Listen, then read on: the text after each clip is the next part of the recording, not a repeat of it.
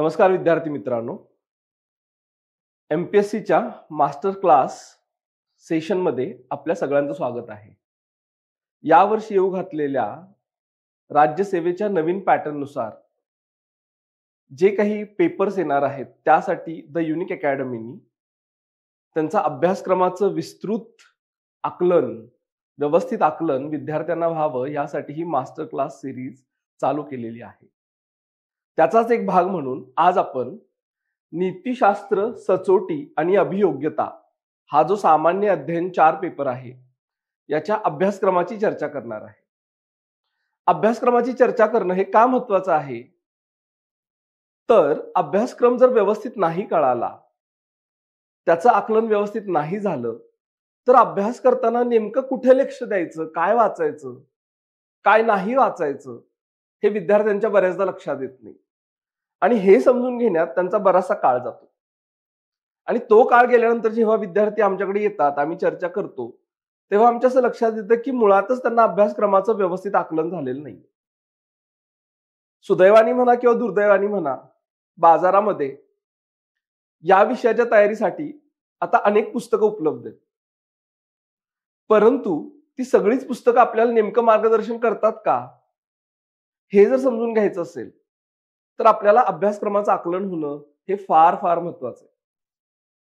आणि आजच त्याचाच एक भाग म्हणून आज आपण मास्टर क्लास सिरीज मध्ये नीतिशास्त्र, सचोटी आणि अभियोग्यता या विषयाच्या अभ्यासक्रमाची विस्तृतपणे चर्चा करणार आहोत. या चर्चेनंतर जेव्हा तुम्ही हा पूर्ण व्हिडिओ पाहाल तेव्हा तुम्हाला जर काही प्रश्न पडले की पुढच्या तयारीचं काय करायचं, आता अभ्यासक्रम तर कळालाय पण नेमकं वाचन कुठून करायचं, त्याचं संदर्भ साहित्य काय असणार आहे, किंवा हा विषय जो शाळा कॉलेजमध्ये शिकवला जात नाही, या विषयाच्या तयारीची जी स्ट्रॅटेजी म्हणतो, रणनीती, ती नेमकी काय असायला पाहिजे, हे जर प्रश्न तुम्हाला पडले तर आम्ही जो खाली तुम्हाला नंबर देणार आहे, कॉन्टॅक्ट नंबर, किंवा चॅटबॉक्स मध्ये तुम्ही तुमचे प्रश्न विचारू शकता, किंवा आम्ही जो कॉन्टॅक्ट नंबर देणार आहे तिथे तुम्ही संपर्क करून आम्हाला तुम्ही तुमचे प्रश्न विचारू शकता. तर करूया का सुरुवात आज आपल्या चर्चेची? आता जरी मी डायरेक्टली इथे अभ्यासक्रमातील छोटे छोटे घटक दिले तरी ब्रॉडली मी तुम्हाला सांगतो की या पेपरचा अभ्यासक्रम आपल्याला 3 भागांमध्ये डिवाइड करता येतो. ते 3 भाग असे आहेत. नंबर 1 आहे इथिक्स, याला आपण नीतिशास्त्र असं देखील म्हणतो. दुसरा भाग आहे सोशल सायकोलॉजी, याला आपण सामाजिक मानसशास्त्र असं देखील म्हणतो. आणि तिसरा भाग आहे इथिक्स इन पब्लिक ऍडमिनिस्ट्रेशन, म्हणजे लोक प्रशासनातील नैतिकता. या 3 भागांची जोपर्यंत नेमकी मागणी काय आहे हे आपल्याला कळत नाही तोपर्यंत त्याच्यातले जे उपघटक आहेत त्यांच्याकडे कसं लक्ष द्यायचं हे बऱ्याचदा आपल्याला कळत नाही. बघूयात. इथिक्स हा जो शब्द आहे तो इथोज या शब्दावरून येतो, जो मूळ ग्रीक शब्द आहे इथोज. आणि इथोज या शब्दाचा अर्थ असा आहे की रूढी, परंपरा किंवा वागण्याच्या पद्धती. आता जेव्हा यांचं आपण चिकित्सात्मक मूल्यमापन करतो आणि त्याच्यामध्ये योग्य काय, अयोग्य काय अशा चर्चा घडून आणतो, तेव्हा आपण इथिक्सकडे जातो, म्हणजे नीतिशास्त्राकडे. आता याचा मेन फोकस जो आहे तो त्याच्या व्याख्येमध्येच येतो. नीतिशास्त्र म्हणजे असं शास्त्र की जे मानवी कृतींचा व वर्तनाचा ते योग्य आहे का अयोग्य आहे, चांगलं आहे का वाईट आहे, नैतिक आहे का अनैतिक आहे, या दृष्टिकोनातून अभ्यास करून आपल्याला सांगतं. तर याचा फोकस मेनली मानवी वर्तनात वा कृतीत काय चांगलं वाईट आहे हे ठरवण्यावर आहे. दुसरा विषय घ्या, सामाजिक मानसशास्त्र, सोशल सायकोलॉजी. सायकोलॉजीमध्ये मुळात आपण काय करतो तर मानवी वर्तनाचा अभ्यास करतो. म्हणजे माणूस वागतो तर तो तसा का वागतो, त्याची कारणं काय आहेत हे आपण पाहण्याचा आणि आकलन करून घेण्याचा प्रयत्न असतो. मग सोशल सायकोलॉजीमध्ये मानवी वर्तनाचाच अभ्यास होतो, परंतु तो कशा अर्थाने होतो तर माणूस जेव्हा समूहाचा भाग बनतो तेव्हा तो कसा वागतो हे समजून घेण्यावर आहे. म्हणजे इथे काय असायला पाहिजे ही चर्चा कमी येते आणि काय आहे या चर्चेकडे जास्त भर दिला जातो. तिसरा उपघटक आहे एथिक्स इन पब्लिक ऍडमिनिस्ट्रेशन. आता उद्या जेव्हा तुम्ही अधिकारी म्हणून सिलेक्ट व्हाल तेव्हा तुम्ही व्यवस्थेचा भाग म्हणून काम करणार आहात. आता हा जो विषय आहे हा व्यवस्था केंद्रित आहे. व्यवस्था म्हणजे काय हो, तर कायदे, नियम, त्यातल्या पद्धती, प्रक्रिया ह्या सगळ्यांचा आपण नैतिकतेच्या अंगाने अभ्यास करणार आहे. म्हणजे प्रशासनात जाण्याआधी प्रशासन कशाला नैतिक म्हणतंय, कशाला अनैतिक म्हणतंय, कशाला ऍक्सेप्टेबल म्हणतंय, हे आपल्याला समजून घेणं फार गरजेचं आहे. तर असे हे 3 उपघटक जेव्हा तुम्ही व्यवस्थितरित्या अभ्यासाल तेव्हा त्याच्यावर येणाऱ्या प्रश्नांची उत्तरं देणं हे तुमच्यासाठी फार सोयीचं ठरणार आहे. बरं, आता ह्या प्रत्येक घटकांमध्ये इतर काय टॉपिक आहेत याची आपल्याला आज थोडक्यात चर्चा करायची आहे आणि समजून घ्यायची आहे. आता पहिला जो घटक आपल्या अभ्यासक्रमात दिलाय त्याचं नाव आहे नीतिशास्त्र आणि मानवी परस्पराभिमुखता. याला इंग्रजीमध्ये आपण असं म्हणतो की इथिक्स इन ह्युमन इंटरफेस. याचा साधा अर्थ असा आहे की मानवी जीवनामध्ये नैतिकतेचा संबंध नेमका येतो कुठे हे आपल्याला समजून घेणं फार गरजेचं आहे. मग ह्यासाठी उपघटक काय दिलेत बघूया. नंबर 1 आहे मानवाच्या नीतिमत्तेचं सार काय. या सार ह्या शब्दाचा इंग्रजीमध्ये अर्थ आहे इसेन्स. इसेन्सचा अर्थ पण असा आहे क्रक्स. म्हणजे नेमकं नैतिक कशाला म्हणायचं, कशाच्या आधारे आपण नैतिकता शोधतो, नैतिक अनैतिक ठरवणारे कोणते असे घटक आहेत की जे आपल्याला इथं मदत करतात. मग हे सगळं बघताना आपल्याला काय काय पाहायचं बघा. एक म्हणजे निर्धारक काय. निर्धारकांना आपण इंग्रजीमध्ये म्हणतो डिटर्मिनंट्स. डिटर्मिनंट्स हा शब्द डिटरमाइन या शब्दावरून आलेला आहे. आता डिटरमाइन म्हणजे काय, तर निश्चित करणे. असे कोणते घटक आहेत की जे नीतिशास्त्रामध्ये आपल्याला नैतिक अनैतिक हे ठरवण्यासाठी मदत करतायत. तर हे 3 घटक ब्रॉडली आपण बघतो. त्यामध्ये एक आहे परिणाम, दुसरा आहे हेतू आणि तिसरा आहे परिस्थिती. हे 3 घटक आपल्याला नैतिक अनैतिक काय हे समजून घेण्यासाठी मदत करतात. त्यानंतर आहे नीतिशास्त्राचे परिणाम काय होतात. आता हा अत्यंत महत्वाचा घटक आहे मित्रांनो. याचं कारण असं आहे की दरवर्षी युपीएससीच्या परीक्षेमध्ये प्रत्यक्ष व अप्रत्यक्षरित्या या घटकावर प्रश्न आले. मग ते विविध अंगाने आलेत. मानवी जीवनामध्ये नैतिकतेचं महत्व काय, किंवा प्रशासनात नैतिकता का महत्वाची आहे, राजकारण आणि नैतिकता यांचा संबंध काय. आता हे सगळं समजून घ्यायचं असेल तर तुम्हाला विविध अंगाने परिणामांची चर्चा करावी लागते. मग ते विविध अंग कोणती, तर एक म्हणजे व्यक्ती, व्यक्तीच्या आयुष्यावर काय परिणाम होतात, आणि दुसरं म्हणजे समूह, समूह किंवा समाज. म्हणजे व्यक्ती नैतिक असेल तर काय होतं आणि समूह नैतिक असेल तर काय होतं. आता ह्या समूहामध्ये अगेन वेगवेगळे समूह येतात. संस्था येतील, प्रोफेशन म्हणजे व्यावसायिक येतील, किंवा राजकारण येईल, प्रशासन येईल, किंवा प्रायव्हेट सेक्टर सुद्धा येतं. तर ह्या सगळ्यांचा अभ्यास आपल्याला इथं करावा लागतो. तिसरा आहे नैतिकतेचे परिमाण. परिमाणला वेगळा शब्द आहे आयाम.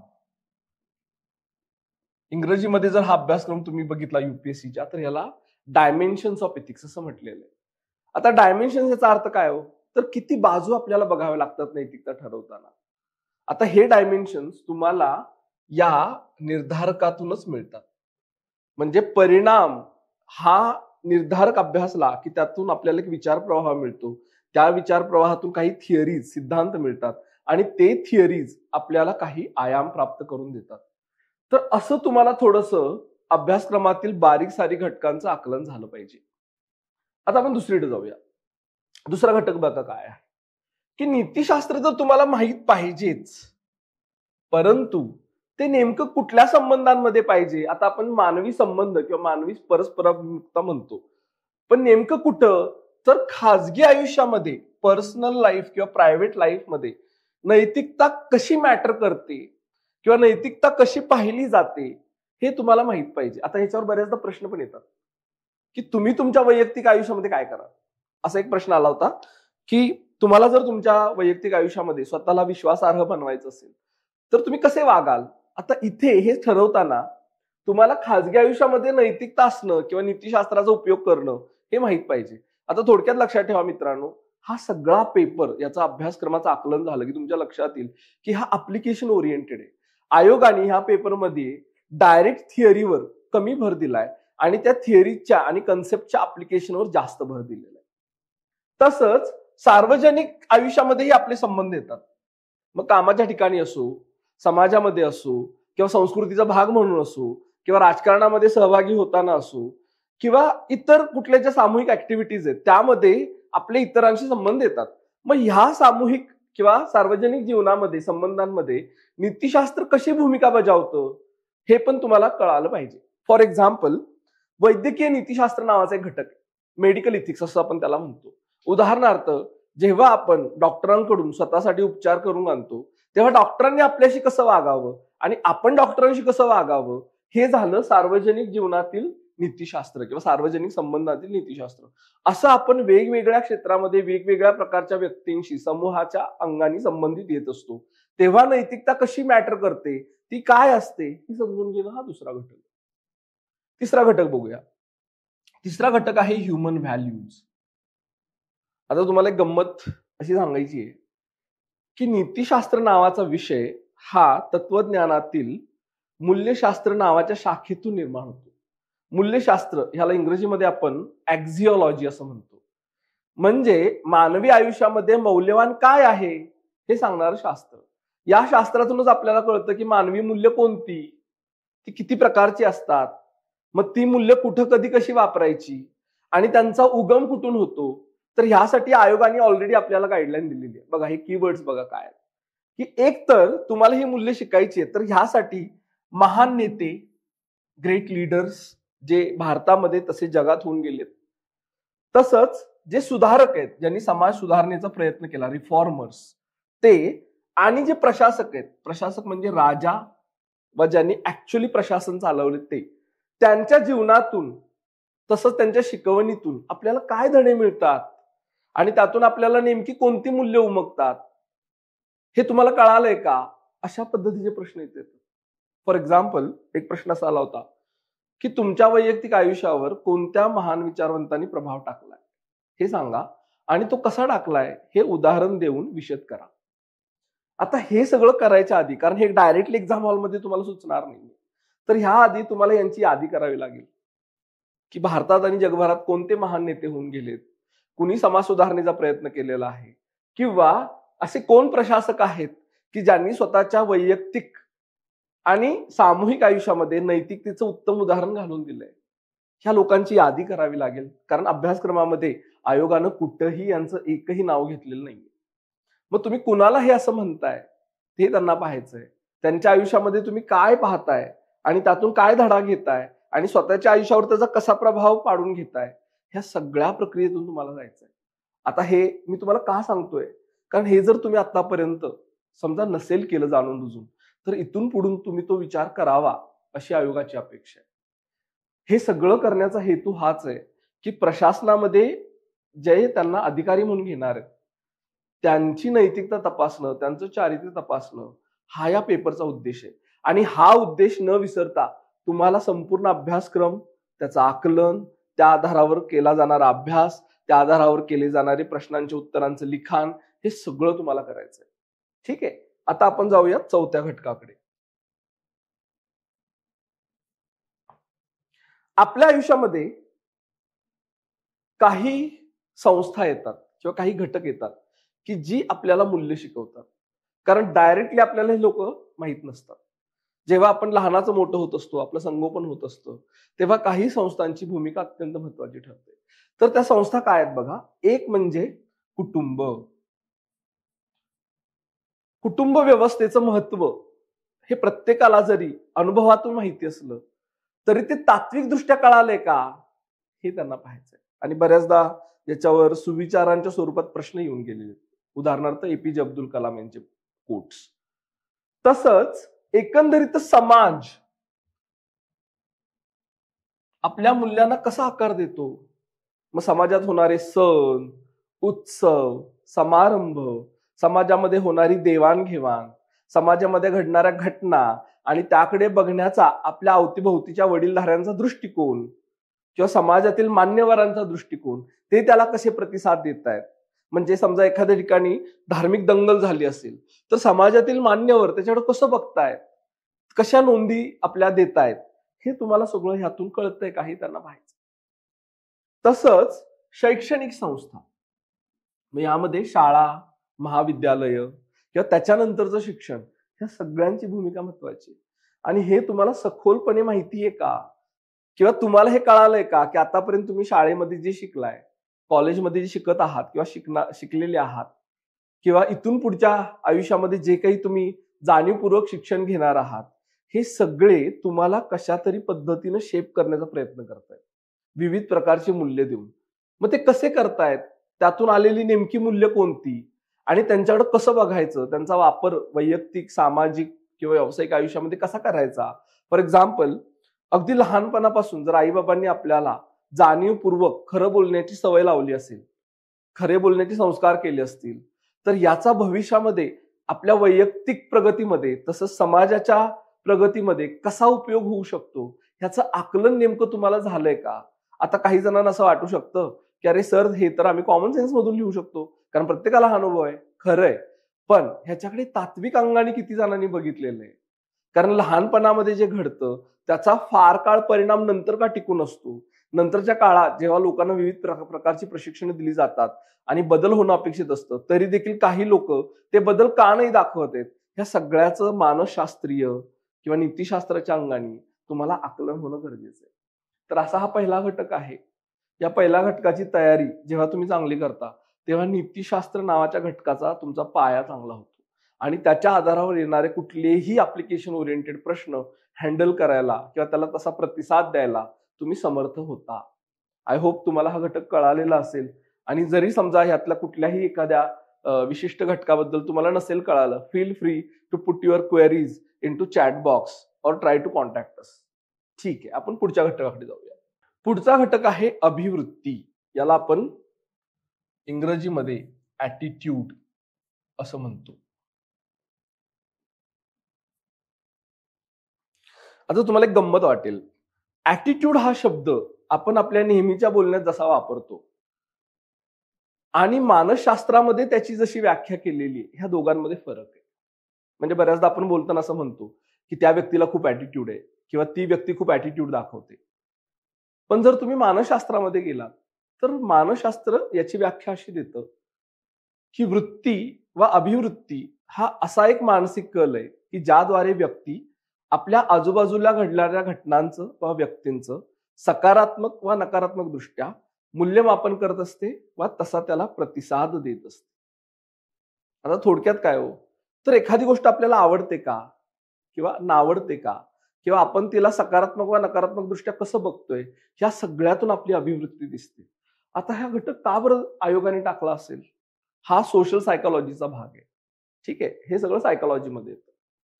तर लक्षात घ्या की उद्या जेव्हा तुम्ही अधिकारी व्हाल तेव्हा तुमचे व्यवहार फक्त व्यक्तीशी होणार नाहीये, तुमचे व्यवहार हे समूहाशी पण होणार आहे. समूहाचा प्रभाव व्यक्तीच्या वर्तनावर नेमका कसा पडतो हे जोपर्यंत तुम्हाला आकलन होत नाही तोपर्यंत समूहाशी तुम्ही योग्य पद्धतीने इंटरॅक्ट करू शकणार नाही.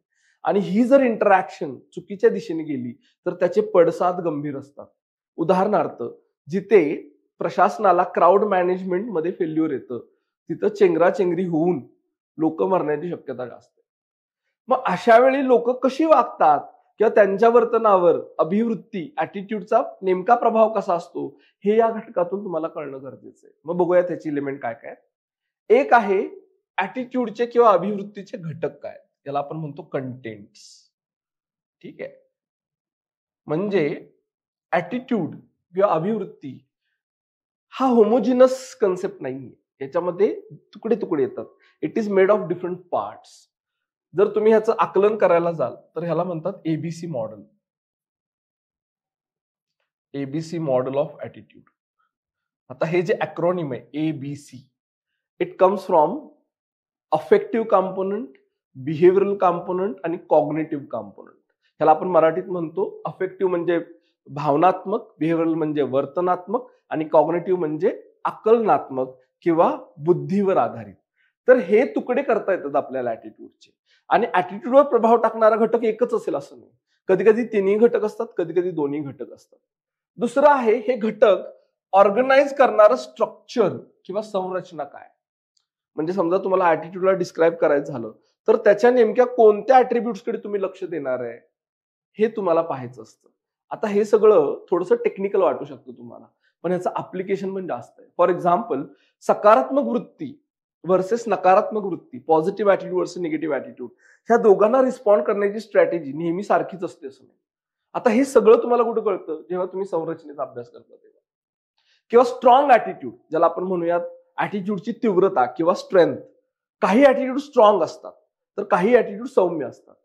आता स्ट्रॉंग ऍटिट्यूडला कसं रिस्पॉन्ड करायचं आणि सौम्य ऍटिट्यूडला कसं रिस्पॉन्ड करायचं ह्याच्या स्ट्रॅटेजीज वेगळ्या असतात. हे सगळं जर तुम्हाला कळायचं असेल तर इथं तुम्हाला संरचनेमध्ये थोडंसं खोलात जावं लागतं. त्यानंतर आहे ऍटिट्यूड किंवा अभिवृत्ती मानवी जीवनामध्ये नेमकं काय फंक्शन करते. तर ह्याचा जर तुम्ही अभ्यास केलात तर 4 फंक्शन आपल्याला दिसून येतात. आता ह्यातलं मी सगळं तुम्हाला सांगत बसत नाही, पण मी तुम्हाला एक फंक्शन सांगतो, ते म्हणजे इगो प्रोटेक्शन. प्रत्येक व्यक्तीला इगो किंवा स्व असतो, स्वची एक इमेज असते आणि बऱ्याच जणांना ह्या इगोला धक्का लावणं अनकम्फर्टेबल किंवा पेनफुल वाटतं. तर ऍटिट्यूड बऱ्याचदा काय करते की त्या इगोला प्रोटेक्ट करण्याचा प्रयत्न करते. असे हे फंक्शन तुम्हाला माहिती आहेत का? आणि त्या फंक्शनमुळे व्यक्तीच्या वर्तनावर नेमका काय प्रभाव पडतो हे तुम्हाला कळालंय का हे त्यांना पाहायचंय. त्यानंतर अभिवृत्तीचा प्रभाव नेमका काय आहे आणि विचार व वर्तन याच्याशी संबंध काय. म्हणजे व्यक्तीकडे एखादी अभिवृत्ती असेल तर ती कसा विचार करू शकते किंवा ती एखाद्या गोष्टीकडे कशी पाहू शकते किंवा तिच्या वर्तनामध्ये ती अभिवृत्ती येईल का, आली तर कशी येईल, नाही आली तर ती का येत नाही, हे सगळं तुम्हाला पाहावं लागतं. आता हे सगळं याचा उगम जर थोडीशी हिस्ट्री काढली, okay, it has a background of industrialisation.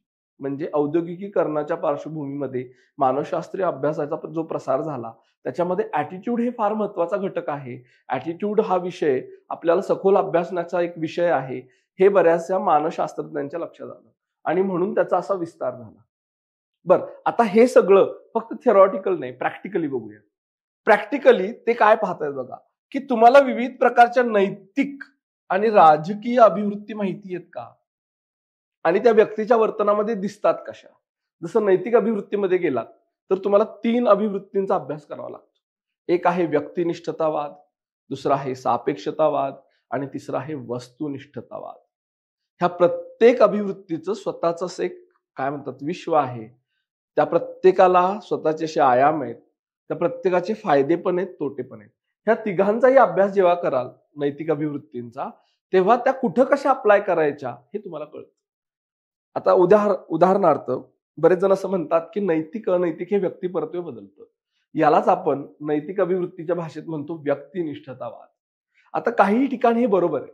For example, कपडे कोणते घालावेत, काय खावं वगैरे वगैरे. पण काही ठिकाणी ही अभिवृत्ती कामी येत नाही. कधी कधी तुम्हाला वस्तुनिष्ठतावादामध्ये घुसावं लागतं. म्हणजे काय, सगळ्यांना काही नियम सारखे असले पाहिजेत. उदाहरणार्थ, आजकाल तुम्ही युनिफॉर्म सिव्हिल कोडची चर्चा ऐकताय. त्या निमित्ताने या नैतिक अभिवृत्तींचा अभ्यास करणं हे तुम्हाला उपयुक्त ठरणार आहे. तरच तुम्हाला युनिफॉर्म सिव्हिल कोड किंवा समान नागरी कायदा याच्यावर नेमकी भूमिका काय घ्यायची हे कळेल. दुसरं, राजकीय अभिवृत्ती. आता राजकीय अभिवृत्ती ह्या विविध प्रकारच्या आहेत. त्यातली काही उदाहरणं देतो मी तुम्हाला. एक आहे रॅडिकलिझम. रॅडिकलिझम म्हणजे काय, की ज्यांना सतत आणि लगेच तातडीने आमूलाग्र बदल घडून आणायचा. दुसरा आहे मावाळवाद, त्याला आपण मॉडरेटिझम म्हणतो. ह्यांना बदल हवाय, पण तो कसा हवाय, संथ गतीने, स्लो, किंवा ज्याला आपण म्हणूयात इन्क्रिमेंटल. तिसरा आहे कॉन्झर्वेटिव्हिझम. हे थोडेसे पुराणमतवादी आहेत. त्यांचं असं म्हणणं आहे की ओल्ड इज गोल्ड. मग हे काय करतात की समाजाच्या ज्या जुन्या अभिजात कला आहेत, संस्कृती आहेत किंवा जे मोरल प्रॅक्टिसेस आहेत ते प्रिझर्व्ह करण्याकडे लक्ष देतात. अशा विविध प्रकारच्या अभिवृत्ती असतात आणि त्या व्यक्तीच्या वर्तनातून दिसून येतात. याचा अभ्यास आपल्याला इथं करायचा. त्यानंतरचा मुद्दा आहे सामाजिक पाठपुरावा आणि परिणाम. आता हे काय आहे सांगतो तुम्हाला, की आपण जसं म्हटलं व्यक्तीच्या वर्तनावर समूहाचा परिणाम होतो किंवा समूहाचा प्रभाव असतो, पण तो कुठल्या प्रक्रियेतून दिसून येतो. आणि उद्या तुम्हाला जर पाठपुरावा, ह्यालाच आपण इंग्लिशमध्ये पर्सुएशन असं म्हटलेलं आहे. आता पर्सुएट करणं म्हणजे काय हो, तर एखाद्याचं मन वळवणे किंवा मत बदलणे हा थोडासा ऍटिट्यूड चेंज सारखा प्रकार आहे. तुम्हाला एखाद्याची वृत्ती बदलायची असेल किंवा मत बदलायचं असेल तर ती प्रक्रिया नेमकी काय आहे, त्यामध्ये कोणत्या घटकांचा तुम्हाला विचार करावा लागतो, हे सगळं आपल्याला अभिवृत्ती या घटकांमध्ये अभ्यास करावा लागतो. आता याच्यावर येणारे प्रश्न हे कधी कधी डायरेक्ट असतात तर कधी कधी ऍप्लिकेशन ओरिएंटेड असतात. एकदा एक असा प्रश्न आला होता की भारतामध्ये विविध लोकांमध्ये जाती व्यवस्थेबद्दल विसंगत वृत्ती दिसून येतात, तर त्या नेमक्या कोणत्या आहेत आणि त्या तशा का आहेत हे विशद करा. आता हे सगळं जर तुम्हाला करायचं असेल तर ह्या घटकांचा थोडंसं डिटेल्ड आणि ऍप्लिकेशन ओरिएंटेड अभ्यास करणं गरजेचं आहे. तुम्ही जर असं म्हणत असाल की मी फक्त पुस्तक वाचेन आणि त्या पुस्तकाचा आधार घेऊन मी त्या पुस्तकात जे वाचलंय तेच लिहीन आणि मग मी परीक्षा पास होईन, असं नाही. या जे काही तुम्ही वाचन करणार आहात संदर्भ ग्रंथातून त्याच्यावर तुम्ही विचार करणं आणि त्या विचार प्रक्रियेतून तुमची उत्तरं येणं हे आयोगाला अपेक्षित आहे. तर आय होप तुम्हाला अभिवृत्ती नावाचा घटक कळालेला असेल. आता आपण पुढे जाऊयात. इथं त्यांनी फोकस नागरी सेवेवर दिलेला आहे. तर नागरी सेवेसाठी कोणत्या प्रकारची अभियोग्यता हवी आहे? अभियोग्यता याचा अर्थ आहे ऍप्टिट्यूड. आता ऍप्टिट्यूड म्हणजे नेमकं काय हो? तर ऍप्टिट्यूड म्हणजे अशी क्षमता की ज्याद्वारे तुम्ही जर प्रशिक्षित केलं तर एखाद्या पर्टिक्युलर क्षेत्रामध्ये काम करण्यासाठी सक्षम बनू शकता.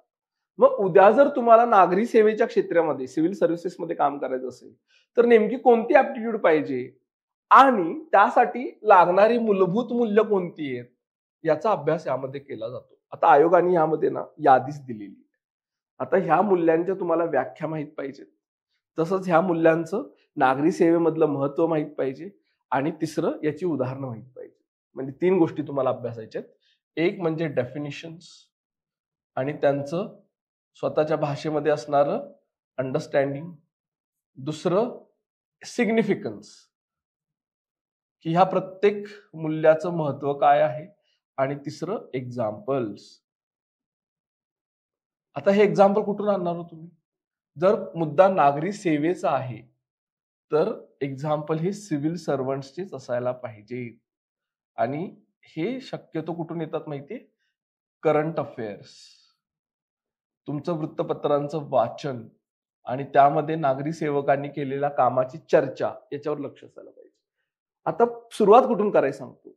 ही जी मूल्य आहेत ही प्रशासकीय डॉक्युमेंट्स किंवा रिपोर्ट्स मध्ये कशा पद्धतीने डिफाईन केलेली आहेत, त्याच्याकडे प्रशासन मुळात कसं बघतं हे तुम्हाला माहिती आहे. त्यासाठी एक उत्तम सोर्स आहे सेकंड ARC's. ARC म्हणजे ऍडमिनिस्ट्रेटिव्ह रिफॉर्म्स कमिशनचा 4था रिपोर्ट, त्याला आपण म्हणतो इथिक्स इन गव्हर्नन्स. या रिपोर्टमध्ये याचं जर तुम्ही सखोल आणि विस्तृतपणे वाचन केलं तर ही सगळी मूल्य त्यामध्ये कव्हर केलेली आढळून येतात. पण ती कशा अर्थाने? तर व्याख्येच्या अर्थाने. त्याचं जे महत्व आहे आणि त्याची जी उदाहरणं आहेत यासाठी मात्र तुम्हाला संदर्भ साहित्य वेगळं वाचावं लागतं.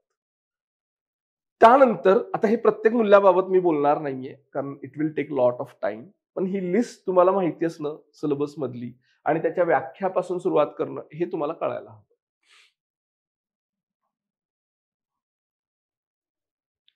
बरं, यामध्ये अजून एक गोष्ट सांगायची राहिली ती म्हणजे आयोगाच्या पेपरमध्ये UPSCच्या आतापर्यंत दरवर्षी याच्यावर डायरेक्टली वा इनडायरेक्टली प्रश्न आले. तर ह्याची पूर्वतयारी करणं हे कधीही परीक्षेमध्ये उत्तम गुण आणण्याच्या दृष्टीने फार चांगलं आहे. म्हणजे ह्याला पेंडिंग ठेवायचं नाही, हे पहिल्यांदा कव्हर करायचं. की कन्सेप्ट, की वर्ड्स याच्या व्याख्या माहिती असणं, त्याचं महत्व माहिती असणं ही तुमची पहिली पायरी आहे तयारीची. दुसरा आहे भावनिक बुद्ध्यांक, ह्याला आपण इमोशनल इंटेलिजन्स असंही म्हणतो, EI.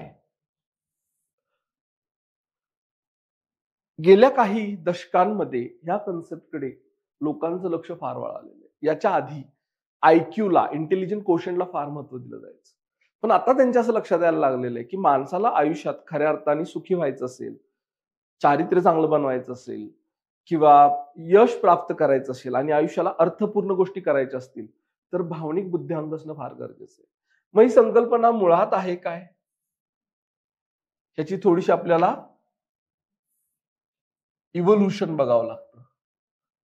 Evolution of the study of emotion intelligence, ह्याचे काही हिस्टॉरिकल टप्पे आहेत ज्याच्यामध्ये काही शास्त्रज्ञांनी स्वतःचे असे सिद्धांत दिलेले आहेत. त्यामध्ये डॅनियल गोलमनचं मॉडेल पहिल्यांदा येतं. त्यानंतर त्याचं अप्लिकेशन बघावं लागतं की EI कुठे वापरला जातो. मग आपल्यासाठी काय आहे तर प्रशासन आणि प्रशासनाचा कारभार. ओके, प्रशासनामध्ये भावनिक बुद्धिमत्तेचं महत्व काय आहे नेमकं, आणि प्रशासन काय कारभार करतं, ऍडमिनिस्ट्रेटिव्ह ऍक्टिव्हिटीज ज्या आहेत त्याला आपण असं म्हणूयात man management, getting things done from people.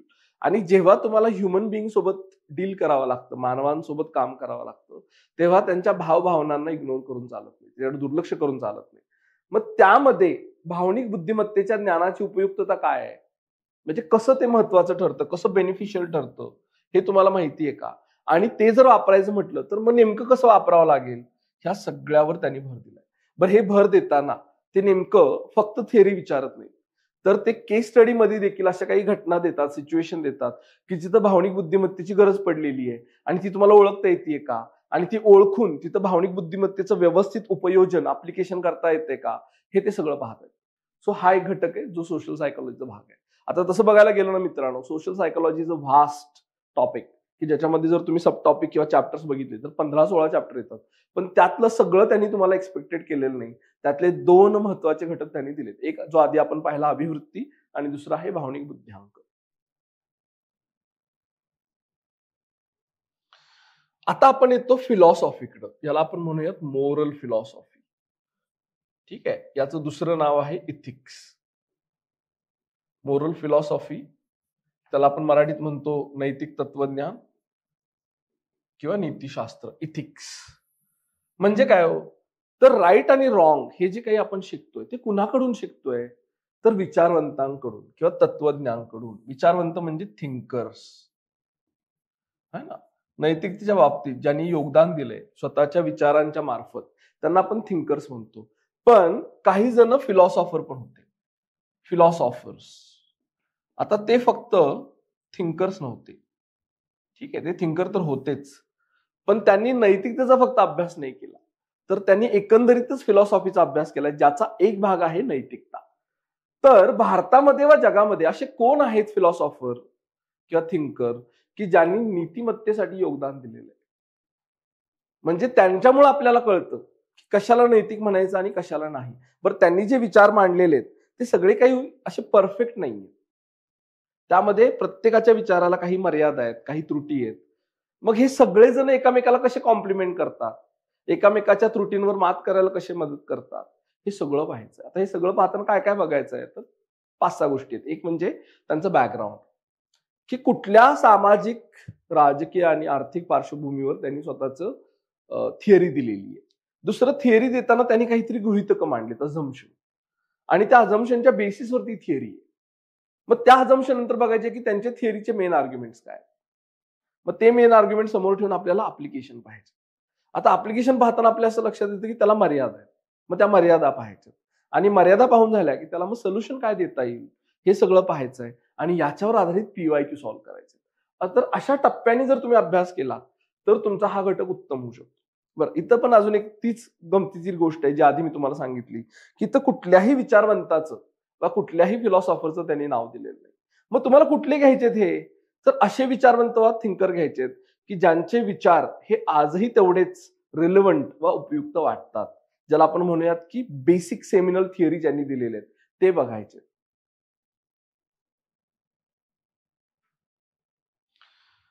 त्यानंतरचा मुद्दा आहे की लोक प्रशासनातील नैतिकता व त्यातील मूल्य, की जी नागरी सेवेसाठी आपल्याला किंवा सार्वजनिक सेवेसाठी उपयुक्त पडतात. मग ह्यात कुठल्या कुठल्या घटकांवर भर दिला बघा बरं. एक म्हणजे सध्याची स्थिती काय, सध्या लोक प्रशासनामध्ये नैतिकता आहे का, आहे तर कोणत्या स्वरूपाची आहे, नाही तर का नाही, मग त्याच्या नेमक्या समस्या काय आहेत. ठीक आहे, आता जर तुम्ही सेकंड ERCचा चौथा रिपोर्ट वाचला तर त्याच्यामध्ये भारतामध्ये नैतिकता प्रशासनात का नाही, त्याची नेमकी कारणं काय आहेत याची चर्चा केली गेली आहे. तसंच सरकारी आणि खाजगी संस्थांमध्ये काम करताना व्यक्तीला कोणकोणत्या प्रकारच्या नैतिक चिंता वा समस्या, ह्याला त्यांनी कन्सर्न्स हा शब्द वापरलाय, ठीक आहे, येतात, आणि त्याची इथिकल, नैतिक कोंडी, ज्याला आपण डायलेमा असंही म्हणतो, त्याला मराठीत तुम्ही दुसरा शब्दही वापरू शकता, द्विधा, द्विधा येते, हे करू की ते करू. त्या कोणत्या येतात हे ऑलरेडी तुम्हाला माहिती आहे का? कारण जर तर ऑलरेडी माहिती नसेल तर त्याला प्रतिसाद कसा द्यायचा हे कळत नाही. मग आता आपण इथं युनिकमध्ये जेव्हा आपण इथिक्सचा कोर्स घेतो तेव्हा त्या कोर्सचाच भाग म्हणून आपण जवळजवळ 11 प्रकारच्या नैतिक द्विधांची चर्चा करतो.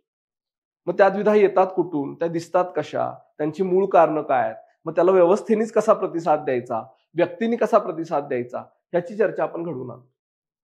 त्यानंतर प्रशासकाला किंवा नागरी सेवेमध्ये नैतिक मार्गदर्शनाचे जे विविध स्रोत आहेत, जसं की पहिला आहे कायदा, ओके, दुसरा आहे नियम, तिसरा आहे विनियम आणि चौथा आहे सत्सद्विवेक बुद्धी. याचा वापर कसा काय करावा लागतो, मग ह्या प्रत्येकाच्या आपापल्या मर्यादा आहेत का, ह्या सगळ्यांमध्ये फरक डिफरन्शिएशन आहे का, आणि कुठं ते उपयुक्त ठरतं कुठं नाही ठरत, ह्याचा तुम्हाला अभ्यास करायचा आहे. मग सुरुवातीला जेव्हा आपलं लेक्चर कोर्स सुरू होतो तेव्हा इथिक्स आणि लॉ ह्यातला संबंध आपण पाहतो. त्यानंतर आहे उत्तरदायित्व आणि नैतिक शासन. उत्तरदायित्वाला आपण इंग्रजीमध्ये म्हणतो अकाउंटेबिलिटी.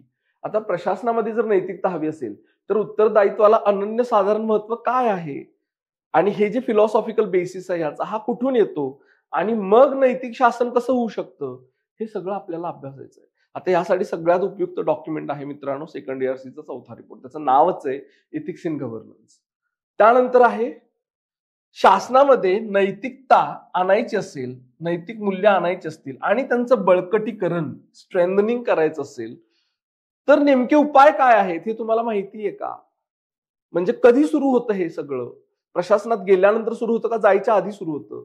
मग जायच्या आधी जे आहेत त्यांच्यासाठी काय उपाय आहेत, किंवा जे गेले आता प्रशासनात आणि काम करतायत त्यांच्यामध्ये नैतिकता तपासायची, त्यांच्यामध्ये नैतिक मूल्य आणायची, तर नेमके उपाय काय करावे लागतील हे तुम्हाला कळतंय का, हे सगळं इथून पाहिलं जातं. त्यानंतर आहेत आंतरराष्ट्रीय संबंध, आंतरराष्ट्रीय संबंधांमधली नैतिकता, तसंच निधीकरण ज्याला आपण फंडिंग म्हणतो, म्हणजे आंतरराष्ट्रीय पातळीवर देश किंवा संस्था इतर देशांना मदत करत असतात, तर त्याच्यामध्ये नैतिकता कुठे मॅटर करते, कसे नैतिक मुद्दे येतात. आता जे युक्रेन रशिया वॉर चाललेला आहे किंवा शस्त्रास्त्रांचा भरपूर वापर चाललेला आहे, त्याच्यामध्ये नैतिक मुद्दे येत आहेत का, हे सगळं आकलन पाहिलं जातं. आणि शेवटी आहे निगम प्रशासन, कॉर्पोरेट गव्हर्नन्स. तसं बघायला गेलं तर हा जो मुद्दा आहे हा प्रायव्हेट सेक्टर मधील नैतिकतेशी संबंधित आहे. आता तुम्ही म्हणू शकता सर आपण तर सरकारी क्षेत्रात जाऊन काम करणार आहे, मग खाजगी क्षेत्रातले जे नैतिकता आहे कॉर्पोरेट गव्हर्नन्स हा मुद्दा का अभ्यासायचा? तर याचं कारण असं आहे मित्रांनो की जरी आपण पब्लिक ऍडमिनिस्ट्रेशन मध्ये जाणार असलो तरी सध्या सरकार जे करतंय त्यामध्ये खाजगी क्षेत्राचा पण वाटा वाढायला लागलेला आहे.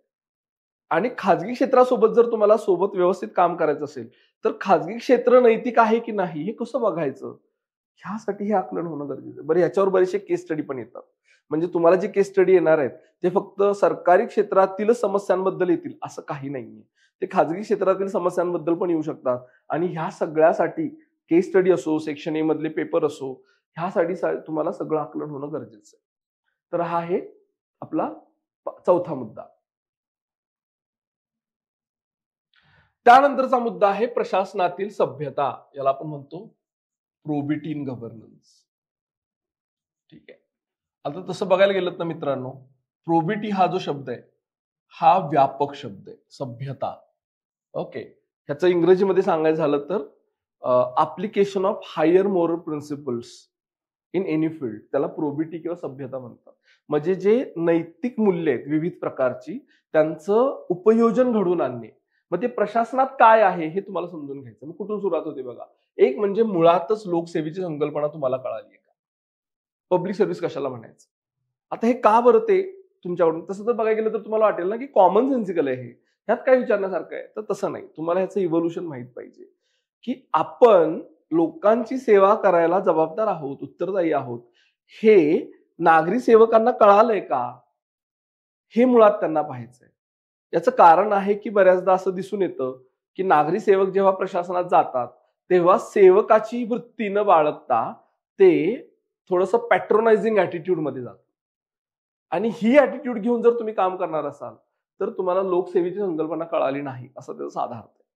दुसरं आहे की प्रशासन व सभ्यता हे असायला पाहिजे ह्याचा तत्वज्ञानात्मक आधार काय. म्हणजे जर तुम्ही फिलॉसॉफीमध्ये गेलात तर कशाच्या आधारे तुम्ही जस्टिफाय करू शकता की समाजामध्ये सध्या प्रशासनाची गरज आहे आणि प्रशासनामध्ये नैतिकतेची गरज आहे, हे तुम्ही कसं जस्टिफाय कराल? आता हे का बरं विचारताय तुम्हाला लक्षात घ्या, की कुठलीही गोष्ट तुम्हाला ठाम पटली की नाही हे कळण्याचा उत्तम मार्ग म्हणजे तुम्हाला तिचं योग्य पद्धतीने समर्थन करता येतं. तर तो जो तात्विक आधार आहे, की जो तुम्हाला प्रशासनात जाऊन काम करण्यासाठी मदत करणार आहे, मोटिवेट करणार आहे, तो तुम्हाला कळालाय का? हे त्यांना यातून पाहायचं. त्यानंतर आहे माहितीची देवाणघेवाण आणि सरकारमधील पारदर्शकता. जसं उत्तरदायित्व महत्वाचा कन्सेप्ट आहे, तसंच प्रशासनामध्ये नैतिकता आणायची असेल किंवा सभ्यता आणायची असेल, तर त्यासाठी पारदर्शकता आणणं आणि त्यासाठी माहितीची देवाणघेवाण करणं हे किती महत्वाचं आहे हे तुम्हाला कळालंय का? हे त्यांना पाहायचं. मग ह्यासाठी जो सगळ्यात महत्वाचा मुद्दा येतो त्याला जोडून तो म्हणजे माहितीचा अधिकार, ज्याला आपण RTI, राईट टू इन्फॉर्मेशन असं म्हणतो. आणि ह्याच्यासाठी कायदा आहे आता आपल्याकडे, जो 2005 मध्ये तयार केला गेला. तर ह्या कायद्याचा तुम्हाला सखोल अभ्यास करावा लागतो. बरं, ह्यामध्ये गंमत एक अशी आहे की ह्या टॉपिकचा अंतर्भाव जरी सेकंड ARCच्या चौथ्या रिपोर्टमध्ये केला गेला असला तरी RTI वर सेकंड ARCने एक अख्खा 10वा रिपोर्ट दिलेला आहे. तो सुद्धा तुम्ही डिटेलमध्ये वाचलात तर ह्या टॉपिकवर तुम्हाला अजून चांगलं लिहिता येणं शक्य आहे. पुढचे मुद्दे आहेत नीती संहिता आणि आचारसंहिता. आता ह्यालाच आपण वेगळ्या भाषेमध्ये कोड ऑफ इथिक्स म्हणजे नीती संहिता आणि कोड ऑफ कंडक्ट म्हणजे आचारसंहिता असं म्हणतो. आणि यांचा तुलनात्मक अभ्यास आपल्याला करावा लागतो, यांचं महत्व आपल्याला समजून घ्यावं लागतं. आतापर्यंत UPSCच्या परीक्षेमध्ये ह्याच्यावर 2 वेळा प्रश्न येऊन गेलेला आहे, डायरेक्टली तसंच इनडायरेक्टली. त्यानंतर आहे नागरिकांची सनद, सिटीजन चार्टर, की जी नागरिकांना विविध प्रकारच्या सेवा प्राप्त करण्यासाठी हक्क मिळवून देते. तिचा कन्सेप्ट काय आहे, तिचं ऍप्लिकेशन काय आहे, भारतामध्ये नेमकं कसं वापरलं जातं, आपल्याकडे येणारे प्रॉब्लेम काय आहेत हे तुम्हाला समजून घ्यायचंय. त्यानंतर आहे वर्क कल्चर, कार्यसंस्कृती.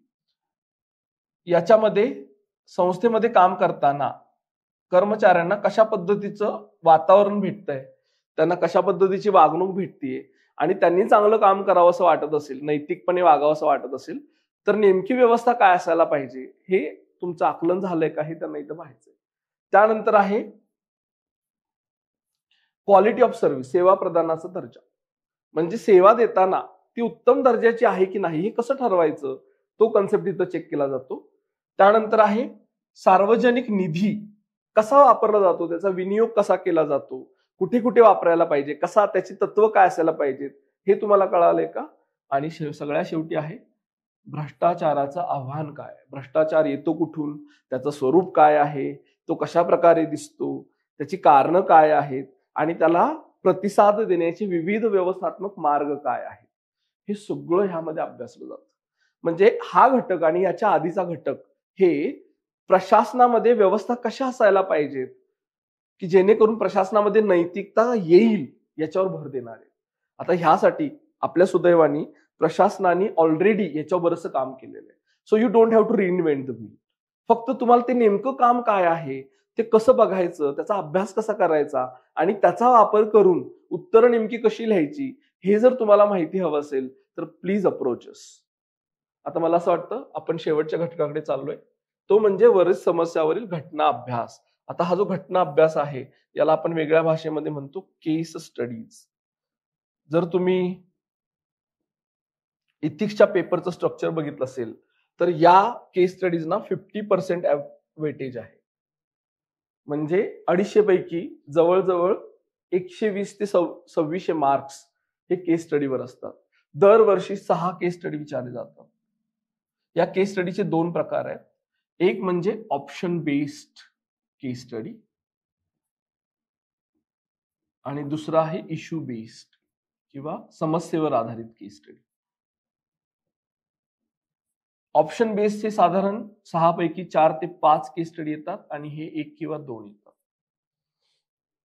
तर ह्या प्रत्येक केस स्टडीचं नेमकं स्वरूप काय आहे, त्या केस स्टडीचं वाचन कसं करायचं, त्यामध्ये नेमकं काय पाहायचं, मग त्याची प्रस्तावना कशी लिहायची, मेन बॉडी कशी लिहायची, कन्क्लुडिंग पार्ट कसा लिहायचा किंवा इश्यू बेस्ड केस स्टडीचं स्ट्रक्चर कसं ठरवायचं किंवा त्याच्या विविध पद्धती आहेत की जसं स्टेक होल्डर्स अप्रोच आहे, युनिफाईड मोरल थिअरी अप्रोच आहे, स्वॉट अनालिसिस आहे. हे विविध अप्रोचेस कोणत्या प्रकारच्या केस स्टडीला उपयोगी पडतात, हे सगळा अभ्यास केला की तुमची 50% मार्क्सची तयारी होते. पण हे करायच्या आधी तुम्हाला आधीच्या घटकांचा अभ्यास करावा लागतो, because they build theoretical foundation for you. एकदा थिअरॉटिकल फाउंडेशन चांगलं झालं आणि त्याचं अप्लिकेशन कसं करायचं कळलं की रिअल अप्लिकेशन करण्याचा जो भाग आहे तो म्हणजे केस स्टडी. असा हा आपला 250 गुणांचा पेपर आहे मित्रांनो, आणि ह्यामध्ये हे सगळे विविध घटक येतात. बरं, मी तुम्हाला आधीच म्हटलं तसं शाळा कॉलेजमध्ये हा विषय शिकवला जात नाही. त्यामुळे बेसिक बुक्स यासाठी कोणते आहेत, मग ऍडव्हान्स बुक्स कोणते आहेत, त्यासाठी करंट अफेअर आणि उदाहरणं नेमकी घ्यायची कुठून, ज्या विविध व्याख्या लागतात त्या गोळा करायच्या कुठून, किंवा आता समजा तुम्ही हे सगळं केलंय, नोट्स तयार करायच्या, त्या कशा करायच्या, बरं ज्या तुम्ही नोट्स तयार केल्यात त्या योग्य झाल्यात का, परीक्षेच्या आधी रिव्हिजन करून ते गेलात तर परीक्षेमध्ये त्याचं सहाय्य होणार आहे का, करंट अफेअर वाचताना इथिक्ससाठी म्हणून कसं वाचायचं, हे विविध प्रश्न उमेदवारांना पडतात. त्या सगळ्या प्रश्नांची उत्तर द्यायची असतील तर फील फ्री टू कॉन्टॅक्ट अस. आज जो आमचा उद्देश होता ते म्हणजे अभ्यासक्रमाचं स्वरूप तुम्हाला समजावून देणे. I hope this will be your stepping stone. इथून तुम्ही सुरुवात कराल चांगल्या पद्धतीने अभ्यास करण्याची आणि एक सजग तयारी करा. ब्लाइंडली हर्ड मेंटॅलिटी बाळगू नका. आपल्या शेजारची व्यक्ती काय करते मग मी ही तेच करायला पाहिजे असं नाही. ही तयारी हा प्रत्येकाचा आपापला प्रवास आहे आणि प्रत्येकाची स्ट्रॅटेजी ही युनिकच असणार आहे. टीचर जास्तीत जास्त तुम्हाला तुमची स्ट्रॅटेजी डिझाईन करायला मदत करू शकतात, पण ह्यामध्ये तुम्हाला स्वतःचा सेल्फ अवेअरनेस डेव्हलप करणं हे फार महत्वाचं आहे. आणि हा सेल्फ अवेअरनेस तुम्हाला यावा यासाठी युनिक अकॅडमीने विविध प्रकारचे मास्टर क्लासेस जॉईन केलेले आहेत आणि याचा तुम्ही लाभ घ्यावा असं आम्हाला वाटतं. धन्यवाद मित्रांनो for your patient listening. Thank you.